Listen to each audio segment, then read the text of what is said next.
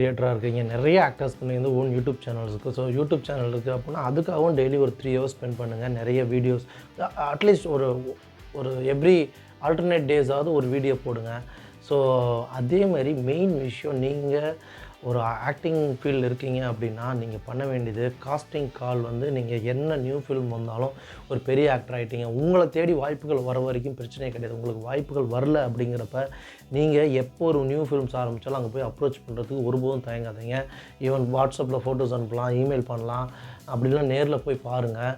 ஏன்னா நீங்களே உங்களோட ஆக்டிங் சான்ஸ் க்ரியேட் பண்ணி ஆப்பர்ச்சுனிட்டிஸ் கொடுத்துக்கிறது ஒன்று. நீங்கள் ஒரு ஃபெமிலியர் ஆக்டராக ஆகிட்டீங்க, நீங்கள் ஒன்லி ஆக்டர் கம் டேரக்டராக வந்துட்டிங்கன்னா உங்களுக்கு நீங்களே உங்களுக்கு வாய்ப்பு கொடுத்துக்கலாம். பட் நீங்கள் ஃபேமஸ் ஆக்டராக இருக்கீங்க அப்படின்னா சில நாட்களில் படலாதப்போ நீங்களும் டேரக்டர்ஸோட அப்ரோச் பண்ணணும்.